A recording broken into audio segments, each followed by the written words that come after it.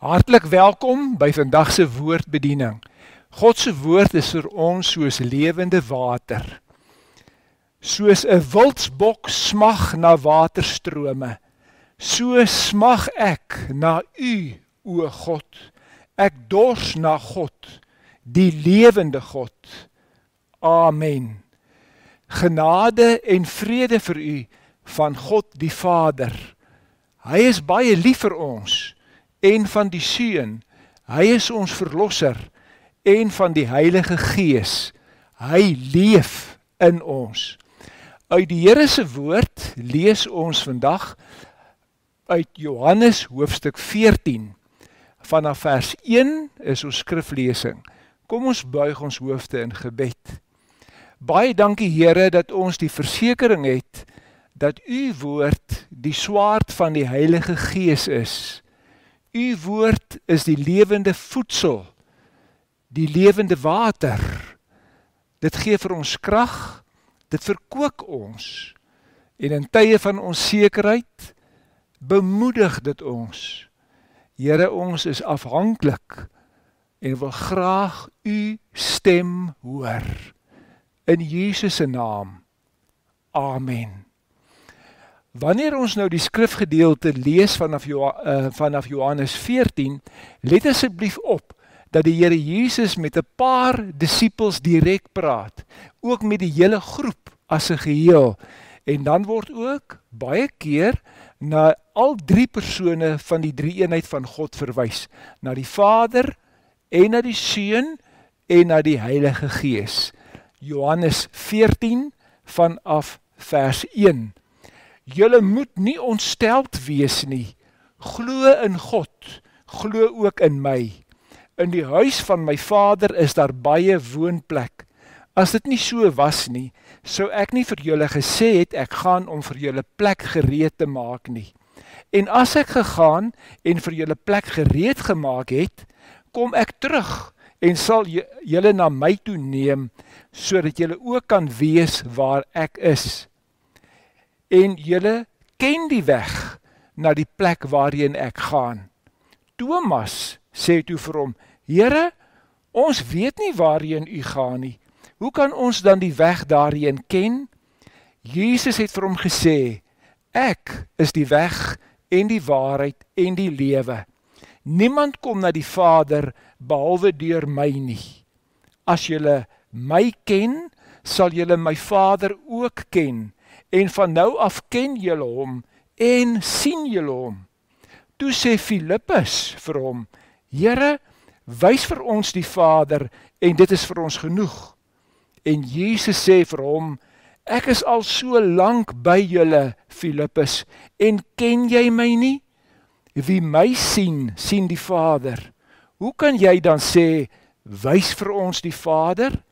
Glo jy nie dat ek in die Vader is en die Vader in my nie? Die woorde wat ek met julle praat, praat ek nie uit my eie nie, maar dit kom van die Vader wat in my bly en sy werke doen. Glo in my, omdat ek in die Vader is en die Vader in my, of anders glo op grond van die werke self.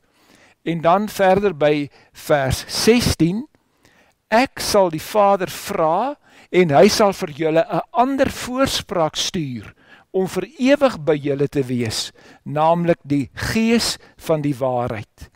Die wêreld kan hom nie ontvang nie, omdat hulle hom nie kan sien nie en hom nie ken nie. Maar julle ken hom, omdat hy by julle bly en in julle sal wees. Ek sal julle nie as weeskinders agterlaat nie. Ek kom weer na julle toe. En dan by vers 22. Judas, nie Judas Iskariot nie, vra toe vir hom, Here, hoe kom dit dat u aan ons gaan openbaar en nie aan die wêreld nie? Jesus antwoord hom, as iemand my liefhet, sal hy my woorde ter harte neem en my Vader sal hom lief hê en ons sal na hom toe kom en by hom woon. Wie my nie liefhet nie, neem nie my woorde ter harte nie en die woorde wat julle hoor, is nie myne nie, maar die Vader se wat my gestuur het. Dit sê ek, terwyl ek nog by julle bly, en wanneer die Vader in my naam die voorspraak, die Heilige Gees stuur, sal hy julle alles leer, en julle herinner aan alles wat ek vir julle gesê het. Vrede laat ek vir julle na, my vrede gee ek vir julle. Die vrede wat ek vir julle gee, is nie die soort wat die wêreld gee nie. Julle moet nie ontsteld wees nie, en julle moet nie bang wees nie. Die woorde van vers 1 word herhaal in vers 27. Julle moet nie ontsteld wees nie. Die perikoop begin met die gedagte, brei daarop uit en eindig met hierdie selfde gedagte. Die gedagte waar Jesus sê, julle moet nie ontsteld wees nie. Ontsteltenis kan 'n mens so moeg maak. Dit kan 'n mens geestelik dreineer. Woorde wat in dieselfde betekeniskategorie as ontsteltenis is woorde soos verbuisterd, geskok, verpletterd, verward, ontstemd, beroerd, wroegend, gebroke, morbied, depressief, bedroewend, doodsbenoud, bekommerd, angs en gebrokenheid. Jesus weet ontsteltenis put 'n mens uit. En daarom is hy die een wat ontsteltenis bestry. Ons lees in hierdie paar verse hoe Jesus dit doen. In die eerste plek lees ons dat Jesus bied opofferende deernis. Hy het die deernis so nodig gehad, want net die volgende dag sou hy die aaklige, skrikwekkende dood aan die kruis sterf. Maar hy kyk na hierdie groepie disippels rondom hom en hy weet dat hulle gaan ernstig verward word. Hulle gaan beangs raak. Hulle gaan nie weet wat gebeur as hulle Here deur die Jode doodgemaak word nie. En hulle self gaan in angs vir die Jode leef. En omdat Jesus weet wat vir hulle wag, hy het eintlik die troos nodig, maar hy offer dit op. Die deernis wat hy moes kry, offer hy op en hy gee dit vir hulle. Hy dink aan hulle en sê vir hulle, moenie ontsteld wees nie, moenie bang wees nie, glo in God, glo ook in my. Om hierdie gedagte van opofferende deernis te verduidelik, wil ek net 'n kort verhaaltjie vertel. Dit is die verhaaltjie van 'n dogtertjie en 'n boetie wat saam met hulle ouers op 'n plaas groot geword het. Die kinders was baie gelukkig. Hulle het hartlik met mekaar saam gespeel. Hulle tweetjies het saam die kalfies melk gegee. Hulle tweetjies het na die lammetjies gekyk. Hulle het die hoenders opgepas. Hulle het gespeel en gelag. Hulle het op die hoop hooi gespring en eendag toe die boetie so wegsak in 'n holte in die hoop, toe steek hy sy kop weer uit en hy spoeg 'n klomp hooi uit. Toe het hulle eers lekker gelag. Op 'n dag, toe sy oud genoeg was, moes hy skool toe gaan. Die naaste skool was 170 kilometer ver. Papa en mamma het baie planne gemaak, maar die enigste oplossing was dat sy koshuis toe moes gaan. Die dag toe hulle haar neem, was dit stil in die motor. Sy was tjoepstil. Sy het gewonder of die juffrouens en die menere baie kwaai gaan wees. Vandaar ken sy niemand nie, geen groot mens nie, sy ken ook geen kind nie. En wanneer gaan sy vir papa, mamma en haar boetie ooit weer sien? Toe hulle daar kom en hulle haar goedjies uitpak in haar kamer, al die beddegoed, nuwe gordyne, haar tassie en die klere in die kaspak, stap hulle terug na die motor groet, gee almal vir haar 'n drukkie, en dit is, toe sy haar boetie groet, dat sy sien hoe sy oogies swem in die trane. Sy sien hoe hartseer hy is. En wat doen sy? Sy sit haar hande om sy skouers. Sy vat hom so teen sy kop en sy sê, moenie bang wees nie. Elke keer as jy die lammetjies melk gee, dan moet jy aan my dink. En jy kan my sambreeltjie ook leen as dit reën. As jy die lammetjies aanjaag, dink aan my.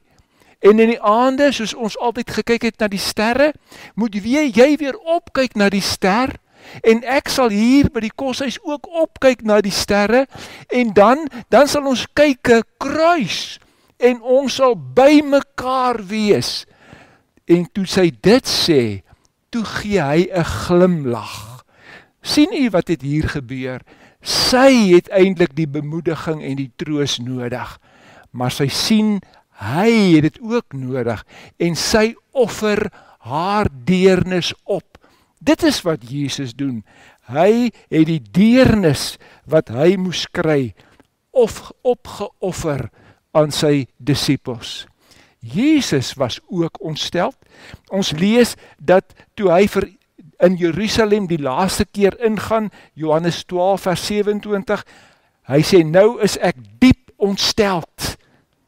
Hy sê dit ook aan die paastafel, Johannes 13 vers 21.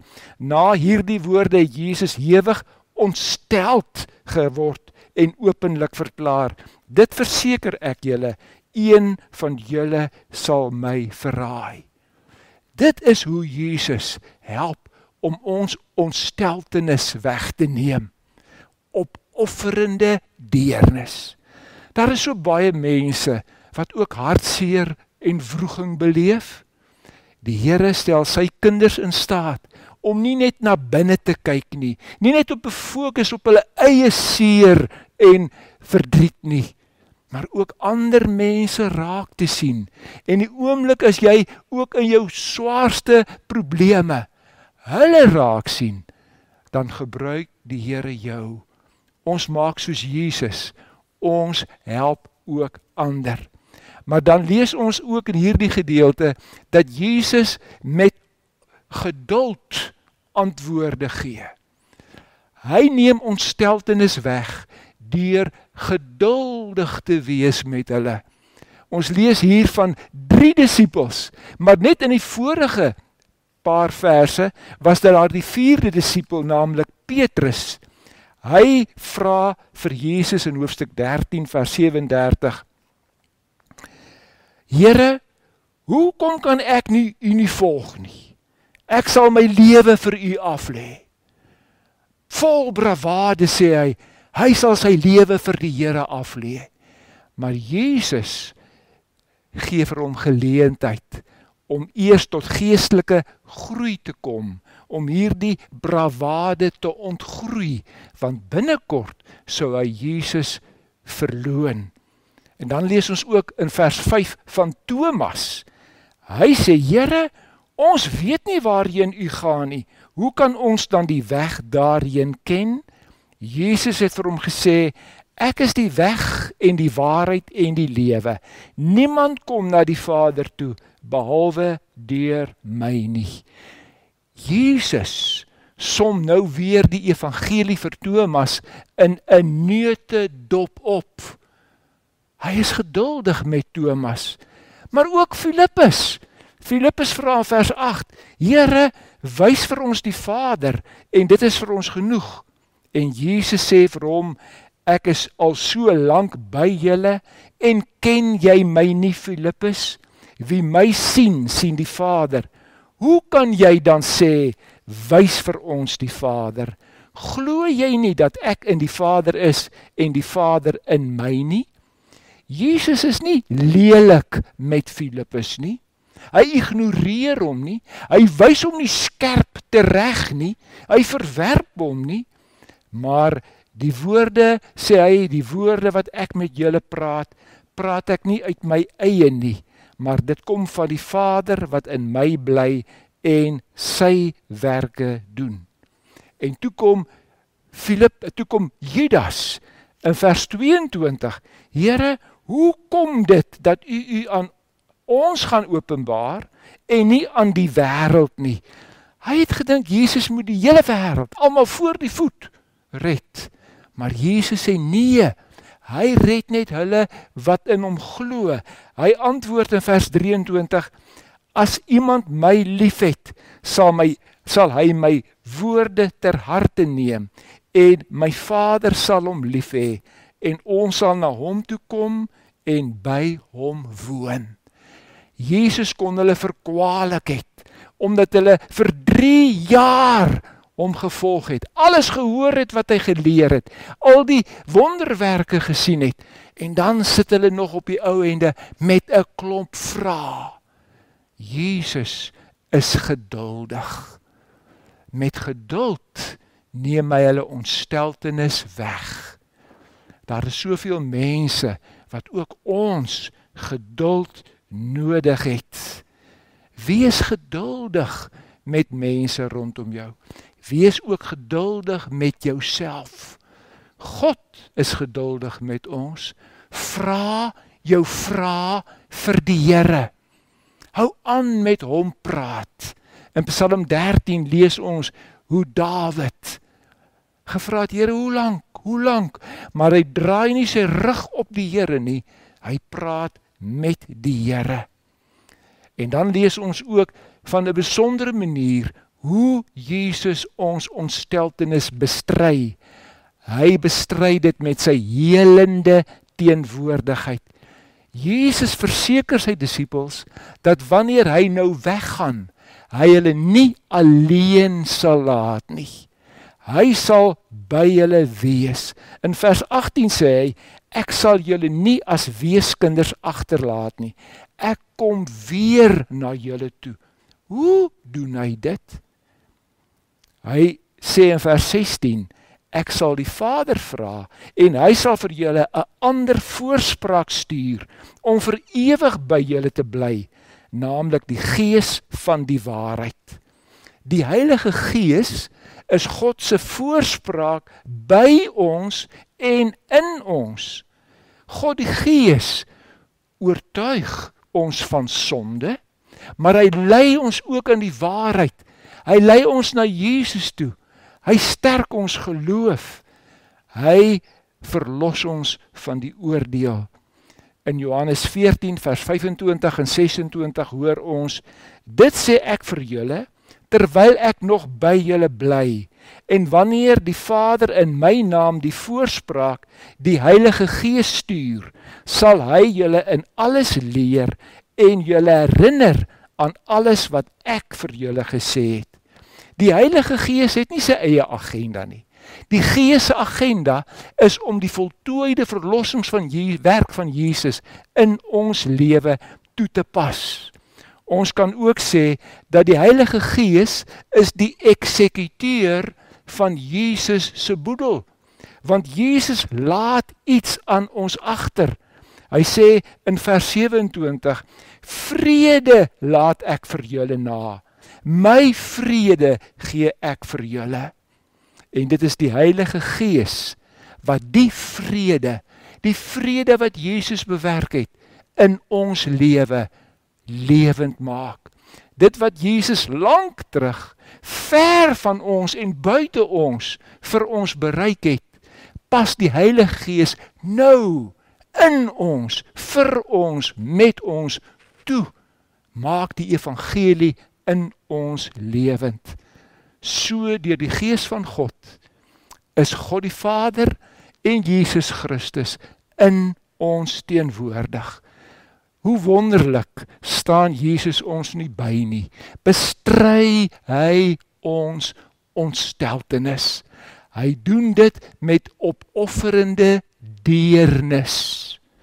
Hy doen dit deur sy teenwoordigheid met die Heilige Gees.